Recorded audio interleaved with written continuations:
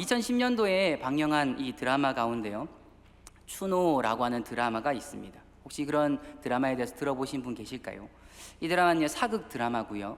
조선 시대를 배경으로 한, 그래서 탈출한 노비들과 그 노비들을 추적하여서 잡는 이 추노꾼의 이야기가 담겨 있는 내용의 드라마가 바로 추노였습니다. 이 드라마에서 노비들은 분명히 저마다의 이유를 가지고 탈출을 감행합니다. 이 목숨이 걸려있는 문제이기에 아무 이유 없이 도망가지는 않을 겁니다. 그리고 탈출한 그들을 뒤쫓는, 그래서 누군가는 도망가고 또 누군가는 그 뒤를 쫓는 이야기가 이 추노에 담겨져 있는 거죠. 오늘 우리가 살펴볼 이 요나도 이 비슷한 뉘앙스를 가지고 있습니다. 오늘 설교의 제목이 여호와의 얼굴을 피하는 자인데요, 오늘 우리가 이 요나서 1장을 통하여서 두 가지를 살펴보려고 합니다. 첫 번째는 하나님의 얼굴을 피해서 도망하여 자신의 얼굴을 나타내는, 자신의 얼굴을 드러내는 요나에 대해서 살펴보고요, 두 번째로는, 마지막으로는 하나님의 얼굴을 피하는 이 요나를 집요하게 쫓아가시는 하나님에 대해서 함께 살펴보고자 합니다. 사실 이 요나에 관련한 내용들, 이 스토리들은 우리가 너무나 잘 알고 있습니다.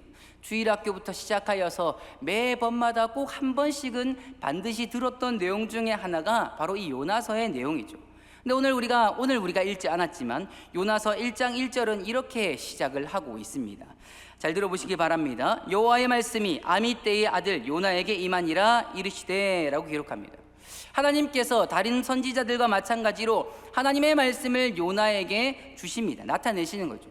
그리고 그를 하나님의 말씀을 전하는 자, 하나님의 뜻을 전하는 선지자로 세우십니다.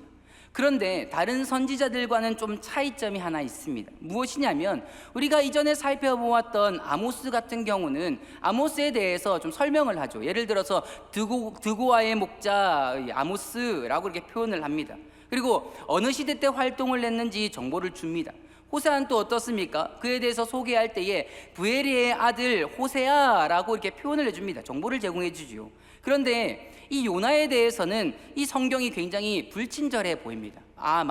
많은 정보를 제공해 주지가 않는 거죠. 이처럼 요나에 대해서 많은 정보를 제공해 주지는 않지만 다른 성경에서 이 요나에 대해서 기록된 것을 볼 수가 있는데요, 열왕기하 14장 25절 말씀인데요, 우리 함께 읽어보도록 하겠습니다. 함께 읽겠습니다. 시작. 이스라엘의 하나님 여호와께서 그의 종 가드헤벨 아미떼의 아들 선지자 요나를 통하여 하신 말씀과 같이 여로보암이 이스라엘 영토를 회복하되 하맛 어기에서부터 아라바 바다까지 하였으니. 아멘. 이 당시에 호세아를 비롯해서 이 아모스서에는 이 이스라엘은 멸망할 것이다 라고 하는 이 말씀을 전하도록 했습니다. 그런데 요나는 지금 어떻습니까? 열왕기하 14장 25절의 말씀을 보면 하반절에는 이제 나와 있듯이 이 여로보암 왕이 이스라엘의 영토를 크게 확장시킬 것이다, 그로 인하여서 그 나라가 부강해질 것이다 라고 하는 이 사실을 알리는 일을 누가 했는가 하면 요나가 했습니다. 요나 선지자가 한 거죠. 이를 통해서 우리가 한 가지 확인할 수 있는 것은 요나는 하나님이 붙드시는 그 이스라엘이라는 이 나라를 누구보다 사랑했던 선지자였습니다. 또한 동시에 이스라엘 민족에 대해서 누구보다 자부심을 아주 크게 가지고 있는 사람이 바로 요나 선지자였습니다. 그러한 이 민족적인 자부심이 강한 요나에게 하나님께서 말씀하시지요. 2절입니다. 2절에 이렇게 말씀합니다. 너는 일어나 저 큰 성읍 니느웨로 가서 그것을 향하여 외치라. 그 악독이 내 앞에 상달되었음이니라 하시니라 라고 기록을 하고 있습니다. 그에게 지금 어디로 가라 라고 말씀하고 있습니까? 저 큰 성읍 니느웨로 가라 라고 말씀하고 있습니다. 여기서 말하는 이 니느웨가 지금 어떤 곳일까요? 세상에서 가장 강하다라고 말하고 있는 아수르의 수도가 바로 니느웨였습니다. 지금 하나님께서는 요나에게 저 큰 성 니느웨, 세상에서 가장 크고 강하다라고 말하고 있는 그 나라에 가서, 지금 네가 그 나라에 가서 그곳에 지금 악독이 가득 찼으니까, 그러니까 저들에게 회개해야 된다, 하나님께로 돌아와야 된다, 하나님께 옷을 찢고 하나님께로 나와야 된다라는 그 말씀을, 그 하나님의 뜻을 외치도록 이 지금 요나를 보내고 있는 겁니다. 하나님께서 그에게 말씀하셨고 하나님께서 그에게 명령하셨어요. 우리가 지금까지 보았던 수많은 선지자들은 다른 나라를 향하여서 심판의 메시지를 전하라 라고 했을 때에 모두 그들이 노라고 대답한 사람들이 없었습니다. 전부 다 yes, 예, 제가 가겠습니다 라고 하며 그곳을 향하여서 나아갔습니다. 하나님의 명령에 순종하고 그곳에서 하나님의 말씀을, 하나님의 뜻을 전했습니다. 그런데 요나 1장 3절을 보게 되면요, 요나의 굉장히 독특한 이 모습, 행동을 볼 수가 있는데요, 1장 3절을 우리 같이 한번, 조금 길지만 같이 한번 읽어보도록 하겠습니다. 함께 읽겠습니다. 시작. 그러나 요나가 여호와의 얼굴을 피하려고 일어나 다시스로 도망하려 하여 요바로 내려갔더니 마침 다시스로 가는 배를 만난지라. 여호와의 얼굴을 피하여 그들과 함께 다시스로 가려고 배에 삭슬 주고 배에 올랐더라. 아멘. 지금 요나가 어떠한 행동을 지금 하고 있습니까? 이 본문에서 이야기한 대로 보면요, 여호와의 얼굴을 피하고 있습니다. 조금 더 명확하게 표현하면 니느웨를 가서 하나님의 말씀을 전하라 라고 하는 그 하나님의 명령을, 그 하나님의 뜻을 거부합니다. 또 자신이 선지자로 부름받았어요. 선지자의 역할, 선지자의 그 직무를 버리고 다시스라고 하는 니느웨와는 전혀 정반대의 길로 지금 가는 일들을 나타내고 있습니다. 왜 요나는 하나님의 얼굴을 피해서 이러한 행동을 하고 있을까요? 아수르가 무서웠을까요? 네, 무서웠을 수도 있습니다. 왜냐하면 당시 아수르는요, 잔인함과 악독함이 정말 세계 최고 1인자들이었기 때문에 그렇습니다. 이게 어느 정도냐면요, 그들이 적을 사로잡고 나서 사로잡은 그 사람을, 포로를 두 다리를 자릅니다. 그리고 한쪽 팔을 잘라요. 그리고 나머지 한쪽 팔은 남겨둡니다. 이 한쪽 팔을 남겨둔 이유가 뭐냐면 죽어가는 이 희생자의 손을 잡으면서 조롱하기 위해서 한쪽 팔만 남겨두었다라고 합니다. 더불어서 그들의 희생자의 친구나 가족에게 또한 사랑하는 이 사람의 잘린 머리를 들고 장대에 매달아서 이 동네를 돌아다니도록 행진하도록 하는 그 일들도 이 아수르 사람들이 벌였다라고 합니다. 포로들의 혀를 잡아서 빼고 밧줄로 그들의 몸을 잡아당겨서 산채로 가죽을 벗기고 그 가죽을 성벽에 전시할 정도로 굉장히 잔인하고 굉장히 포악하고 악독한 나라가 바로 아수르였습니다. 이와 함께 이 아수르는요, 어느 나라를 멸망시켰는가 하면 북이스라엘을 지독하게 괴롭혀서 이 북이스라엘을 멸망시킨 나라였습니다. 이러한 병들이 있으니까요, 이제 요나에게 있어서 아수르는요, 굉장히 원수 같은 존재였습니다. 그러니까 그들에게 가서 너희들의 악독이 가득 찼어, 그러니까 너희들 회개하고 하나님께로 돌아와야 돼 라고 하는 것, 이 말을 하는 것이 그에게 쉬울까요? 어려울까요? 사실 굉장히 어려운 일입니다. 쉽지 않아요. 그러니까 자신의 뜻이 이제 더욱더 확고해지니까 어떤 일을 하냐면 자신이 배를 타고 다시스라고 하는 곳으로 내달리는 일들을 하게 되는 겁니다. 예를 들면요, 이런 거예요. 과거 우리나라가요, 일본이라는 나라의 영토를 뺏기고 주권도 뺏긴 적이 있었습니다. 그때의 국민들은 어떠한 고통을 겪었습니까? 우리 선조들은 어떤 고통을 겪었습니까? 한인격으로 존중을 받지 못했어요. 그저 이 사람은요, 물건 취급을 당할 수밖에 없었습니다. 또한 실험체로 사용되기도 하였고요, 군인들의 놀잇감으로 살아갔던 때가 있었습니다. 만일 그때에 여러분들이 하나님으로부터 선지자로 부름을 받아서 너 지금 일본의 도쿄에 가서 이 사람들에게 너희들 악독이 가득 찼으니까 하나님께로 돌아오라 라고 하는 이 말을 여러분들에게 주었다면 여러분들 쉽게 이 말을 외칠 수 있을까요? 이 말을 우리가 쉽게 할 수 있을까요? 가서 회개하라 라고 외치는 것이 결코 쉬운 일이 아니다라는 거예요.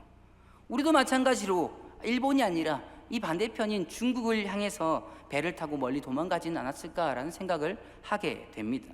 민족을 힘들게 하고 괴롭힌 그들에게 회개의 기회를 주고 용서의 기회를 주고 회복의 기회를 준다라고 하는 것에 대해 납득하지 않으니까, 그러니까 요나가 유일하게 할 수 있는 방법은 자신은 하나님의 얼굴을 피하여서 도망가는 일밖에 할 수가 없었다라는 겁니다.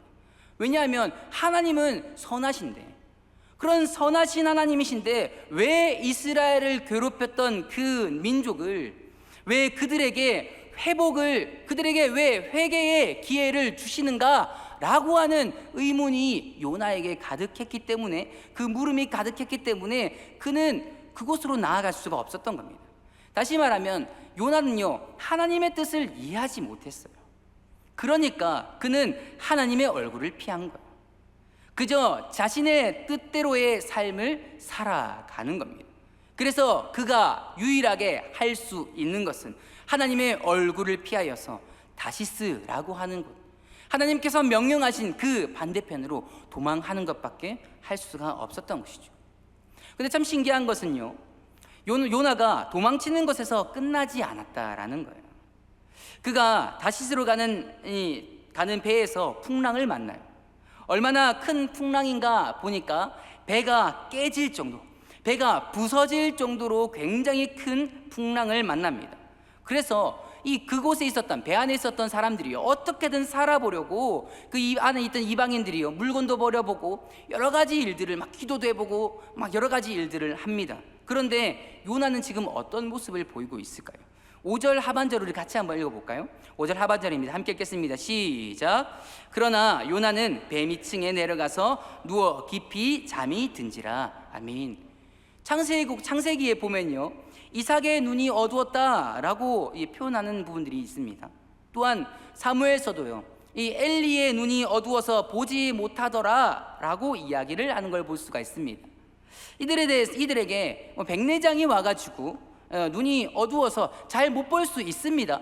그런데 중요한 건 그들이 또 나이가 들었으니까 잘 못 볼 수가 있어요.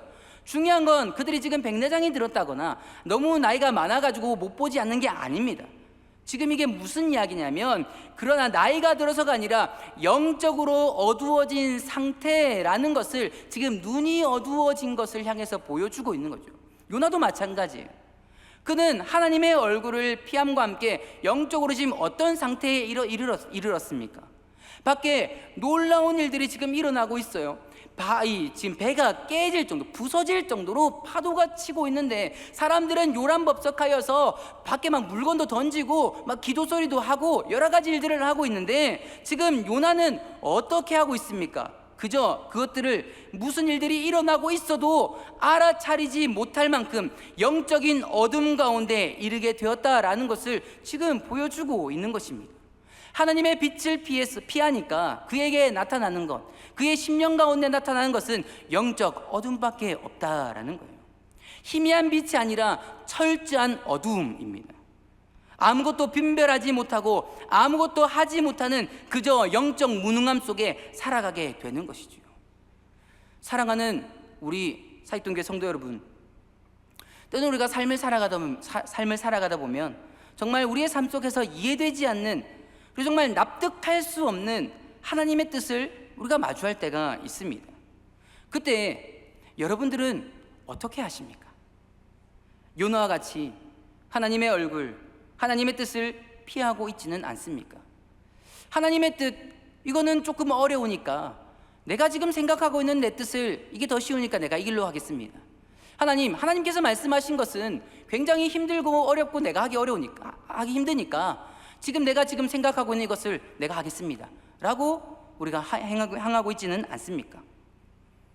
우리가 피하는 것에서 그치지 않고 오히려 지금 자신의 얼굴, 자신의 뜻을 드러내고 있지는 않습니까?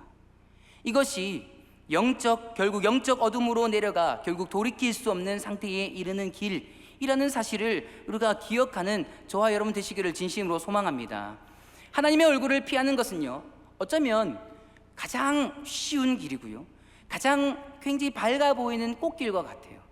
그러나 그것은 꽃길을 가장한 저와 여러분들을 죽이는 길이며 영적으로 완전히 잠드는 길이라는 이 사실을 기억할 수 있기를 진심으로 소망합니다. 그렇기에 때때로 우리의 삶에서 정말 이해되지 않는 그 하나님의 뜻이 저와 여러분들에게 요구될지라도 그 길이 하나님께서 비추시는 가장 좋은 길이고, 우리 하나님께서 비추는 가장 선한 길이고, 하나님께서 비추는 우리의 살 길이라는 이 사실을 잊지 마시고 그 길로 나아가기 위해서 부지런히 순종하는 믿음의 사람들 다 되시기를 진심으로 축복합니다. 우리 요나는요, 하나님의 얼굴, 이 하나님의 뜻을 피해서 다시스로 가는 배를 타지요. 여기서 우리는 하나님의 이 집요함을 좀 확인할 수가 있습니다. 무슨 말이냐면, 하나님께서 요나가 이 다시스로 가는 배를 쫓아가는 것, 집요하게 쫓아가는 것을 볼 수가 있습니다. 그런데 하나님께서요, 요나를 쫓음이 참 독특해요. 어떻게 또 무엇으로 그를 쫓아가는가 하면 큰 바람과 큰 폭풍으로 요나를 쫓아갑니다. 4절을 보게 되면 여호와께서 큰 바람과 큰 폭풍을 나타내십니다. 그리고 그 배가 깨질 정도로, 그죠? 깨질 정도로 지금 요나를 뒤흔들고 있는 것을 볼 수가 있습니다. 그런데 요나는 어떻게 하고 있습니까? 그저 잡니다. 영적인 어둠 가운데 머물러 있어서 계속 잠을 잡니다. 하나님이 쫓아왔다라고 하는 이 생각을 하지 못한 채 계속 잡니다. 이런 상황에서 누가 요나의 잠을 깨우고 있는가 하면 6절을 보게 되면요, 이방인의 선장이 그에게 내려와서 그의 잠을 깨웁니다. 그리고 이렇게 말을 하죠. 자는 자여 어찌함이냐, 일어나서 내 하나님께 구하라. 혹시 하나님이 우리를 생각하사 망하지 아니하게 하시리라 하니라 라고 이야기를 하는 겁니다. 이방인 선장이 그런 이야기를 하는 거죠. 요나는 하나님의 얼굴을 피하면 끝이라고 생각했습니다.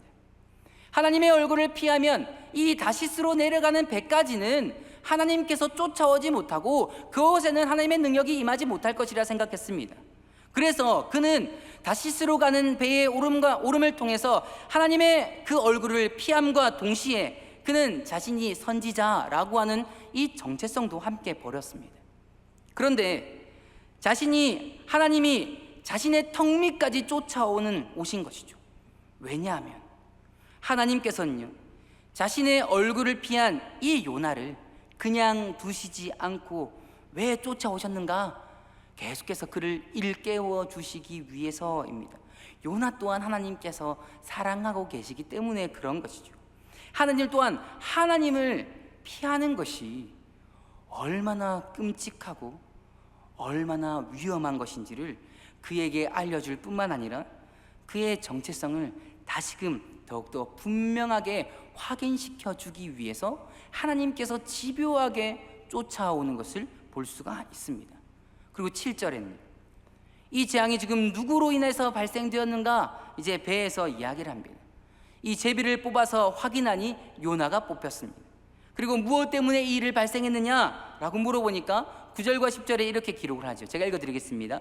그가 대답하되 나는 히브리 사람이요 바다와 육지를 지으신 하늘의 하나님 여호와를 경외하는 자로라 하고 자기가 여호와의 얼굴을 피함인 줄을 그들에게 말하였으므로 무리가 알고 심히 두려워하여 이르되 내가 어찌하여 그렇게 행하였느냐 하니라 라고 기록하고 있습니다.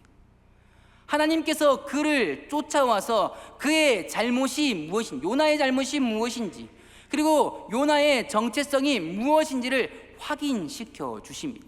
그리고 12절 자신을 바다에 던지라 라고 뱃사람들에게 이야기하고요, 15절 뱃사람은 요나를 들어서 그 바다에 던지니 바다가 잠잠하게 되었더라 라고 기록을 하고 있습니다. 사랑하는 우리 성도 여러분, 요나는 하나님으로부터 말씀을 전하는 명령을 받았어요. 그렇다면 그는 하나님의 얼굴을 피하는 것이 아니라, 하나님의 얼굴을 피해서 다시스로 내려가는 것이 아니라 하나님과 함께, 만약에 두려웠다면, 무서웠더라면, 또 납득되지 않았더라면 하나님께 나아가서 하나님과 함께 이 일들을 감당했어야 했습니다. 왜냐하면 하나님께서 명령하신 그곳 큰 성 니느웨는요, 하나님께서 관심을 가지고 계시고 하나님께서 사랑하는 백성들이 그곳에 있기 때문에 그렇습니다. 비록 아수르라고 하는 이 나라가요, 굉장히 악독하고 그들의 죄악은 하나님께 상달될 정도로 심각해도 하나님께서 그곳에 관심이 있고요, 하나님께서 그곳을 중요하게 여기신다라고 말씀하는 겁니다. 더불어서 이 도시는 굉장히 큰 도시입니다. 얼마나 클까요? 요나서 3장 3절은요 이렇게 기록하는데요, 같이 한번 읽어볼까요? 요나서 3장 3절입니다. 함께 읽겠습니다. 시작. 요나가 여호와의 말씀대로 일어서 니느웨로 가니라. 니느웨는 사흘 동안 걸을 만큼 하나님 앞에 큰 성읍이더라. 아멘. 지금 이 성이 얼마나 크냐 하면 사흘 동안 걸을 만큼 큰 곳이라고 이야기합니다. 근데 단순히 큰 곳이 아닙니다. 그곳이 그냥 사람이 12만 명 정도 있다라고 하는데 그냥 사람이 많은 곳을 이야기하지 않습니다. 어떻게 이야기합니까? 뒤에 하반절에 보게 되면 니느웨는 사흘 동안 걸을 만큼, 그 뒤에 뭐라고 이야기하고 있습니까? 하나님 앞에 어떻게 이야기해요? 큰 성읍이더라 라고 해요. 하나님께서 그를 큰 성으로 보았다, 뭐 그런 이야기도 맞겠지만 하나님 앞에서 큰 성읍이다 라고 하는 것 무슨 말이겠습니까? 하나님께서 그 도시를 굉장히 중요하게 여기신다라는 겁니다.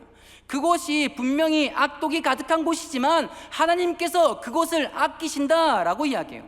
다른 것도 중요하지만 하나님께서 큰 성읍이라고 말할 정도로 크게 여기시고 아끼시고 관심을 가지신다라고 하는 것을 지금 말씀하고 있는 겁니다. 요나는 하나님의 그 놀라운 그 뜻들을 이해하지 못한 것이에요. 하나님이 여기에 관심 두고 있다는 것 전혀 생각하지 못했습니다. 그러니까 하나님의 얼굴을 피하여서 자신의 얼굴을 드러내어서 다른 곳으로 향했다라는 겁니다. 하나님의 그 사랑의 범위를 요나는 스스로 제한해버리고 스스로 작게 여겨버렸다라는 겁니다. 그리고 그는 유일하게 할 수 있는 것이 하나님을 피하는 일들을 나타내신 겁니다. 되었다라는 거죠. 지금 하나님께서 이것을 일깨워 주기 위해서 하나님께서는 큰 바람과 이 폭풍으로 요나를 집요하게 쫓아오셨다라는 거예요. 하나님께서 요나를 일깨워 주시기 위해서 배를 뒤흔들어 그를 깨우셨습니다. 근데 뭐 안 일어나죠. 하나님께서 그를 일깨워 주시기 위해서 이방의 뱃사람들을 통해서 하나님을 찾고 그가 정말 해야 될 것이 무엇인지를 알도록 하셨습니다. 그게 무엇입니까? 자신의 몸을 던져서 악이 가득한 그 도시가 죄악을 고백하며 하나님의 사랑을 알며 하나님께로 나오게 하는 그것이 요나가 해야 될 요나의 정체성이었다라는 겁니다. 그들도 하나님께로 돌아오도록 하는 것이 요나의 해야 될 일이었다라는 거예요. 하나님의 사랑을 전하는 것이 요나가 해야 될 일이었다라는 겁니다. 그렇기에 사랑하는 우리 성도 여러분, 우리의 정체성도 우리가 해야 되는 것도 마찬가지입니다. 우리가 잘 알고 있는 요한복음 3장 10절엔요 이렇게 기록을 하죠. 하나님이 세상을 이처럼 사랑하사 독생자를 주셨으니 이는 그를 믿는 자마다 멸망하지 않고 영생을 얻게 하려 하심이라 라고 기록합니다. 지금 여기 있는 이 세상에 여러분의 이름을 한번 넣어보시기 바랍니다. 하나님이 하나님이 나를, 하나님이 우리를 이처럼 사랑하사 독생자를 주셨으니 라고 이야기해요. 우리가 니느웨와 같은 악독한 자들이었습니다. 우리가 아수르와 같이 잔인한 자들이었고요, 우리가 세상과 같이 가장 악랄한 자들이었고 바울이 고백하는 것과 같이 죄인 중에 괴수들이었습니다. 그런데 이러한 저와 여러분들을 위해서 하나님께서 어떠한 일들을 나타내셨습니까? 그냥 내버려 두셨습니까? 너희들은 마음에 안 드니까 그냥 너희는 죽는 게 좋을 것 같아 라고 그냥 그치셨습니까? 아니지요. 요나를 쫓아오듯이 우리를 뒤쫓아 오셨다라는 거예요. 굉장히 집요하게 뒤쫓아 오시는 겁니다. 우리는 늘 폭풍이 난무하는 그곳을 향해서 뒤돌아가고 있는데 그곳에 우리 하나님께서 쫓아오십니다. 그리고 하나님께서 저와 여러분들을 위해서 폭풍이 난무하는 그 죄악된 세상에 자신의 아들, 자신이 가장 사랑하고 자신이 가장 아끼고 자신이 가장 중요하게 여기시는 아들 예수 그리스도를 저와 여러분들을 위해 내어 주셨습니다. 이 사실을 믿으십니까? 요나는 이방 사람들로 인해서 바다에 던져졌습니다. 그러나 예수님께서는요, 악독한 저와 여러분들을 위해서 자신의 생명을, 하늘의 영광을 받으실 그분이 자신의 생명을 내어 던지심으로 저와 여러분들을 구원하셨습니다. 이 사실을 믿으십니까? 그렇게 이 자리에 선 저와 여러분들이에요. 하나님의 사랑의 범위에는 제한이 없지요. 그곳이 악독이 가득하다 하더라도, 그곳이 거짓이 난무한다 하더라도, 폭력과 잔인함이 가득하다 하더라도, 진리가 무너졌다라고 하는 그곳이라 하더라도, 그곳을 위해 하나님께서는 자신의 생명을 내어주셨다라고 하는 이 사실을 날마다 기억하는 우리 모든 성도님 되시기를 진심으로 소망합니다. 마지막으로요, 이 영상을 한번 좀 보았으면 좋겠습니다.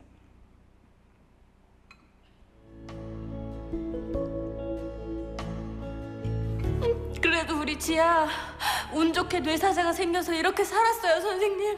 정말 기적이에요, 기적. 다행히 젊은 사람이라서 그것도 정말 잘 됐고요. 이게 다 선생님 덕분입니다. 정말 감사합니다, 선생님. 전 수술밖에 한 게 없어요. 네? 진짜 감사는 그분에게 하세요. 누구요? 22세 여자 교통사고 환자.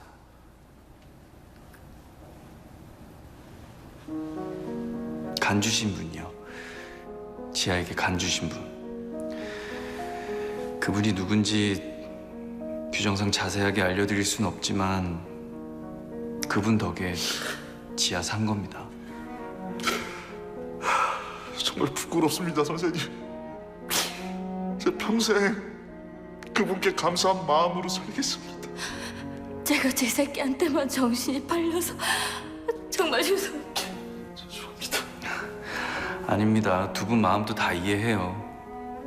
그래도 앞으로 지아 생일 돌아오면 그분한테 감사하다고 마음으로 인사 한 번만 해주세요.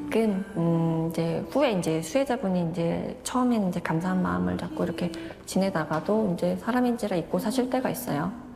근데 이제 이게 정말 흔히 말하는 제 몇만 분의 1의 확률로 받을 수 있는 거예요. 이게 정말 내 생명을 버려서 남을 살린다는 건 뒤가 없는 거잖아요. 내가 그걸 볼 수도 없는 거고. 수혜자분들이 그걸 꼭 반드시 알고 나머지 삶을 정말 잘 살았으면 좋겠어요. 사랑하는 우리 성도 여러분, 예수 그리스도로 인해서 생명을 수여받은 그런 수혜자가 저와 여러분들이지 않습니까? 그런데 그 생명을 받은 우리가 해야 될 것이 있다라는 겁니다. 우리는 도망을 가는 것이 아니라 그분의 명령을 따라서 그분이 사랑하는 그 세상을 향하여서 복음을 전하는 것이 오늘을 살아가는 예수 그리스도로 말미암아 생명을 부여받은 저와 여러분들이 해야 될 일이라는 겁니다. 몇만 분의 1, 아니 몇백만 분의 1로 하나님의 생명을 받은 저와 여러분들이 해야 될 그 일, 예수님을 향한 그 믿음과 그 사랑 붙들고 복음 전하는 그 일들을 우리가, 저와 여러분들이 해야 되는 것이죠. 비록 그곳이 악이 가득하다 하더라도, 비록 그것이 절망이 가득하다 하더라도, 그곳에는 도무지 소망이 없다라고 한다 하더라도 그곳에 복음을 전하는 거예요. 이것이 예수 그리스도로 생명을 부여받은 저와 여러분들이 해야 할 일이라는 겁니다. 특별히 우리는요, 우리 교회는 이 531 비전을 통해서 5,000명의 예배자, 특별히 사직동 5만 명의 그 10분의 1인 5,000명이라는 비전을 우리에게 주셨어요.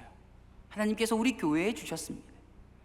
우리를 사랑을 함으로 쫓아오시는 그 하나님, 우리를 사랑함으로 자신의 아들을 내어주신 그 하나님을 이 악독 가운데 아들을 내어주심으로 우리를 살리신 그 하나님을 우리가 전함으로 저와 여러분들을 통하여서, 우리 교회를 통하여서 복음이 계속해서 전해져서 정말 이곳이 하나님께서 기뻐하시는 정말 이 예배자들이 온전하게 세워지는 역사가 있기를 진심으로 소망합니다.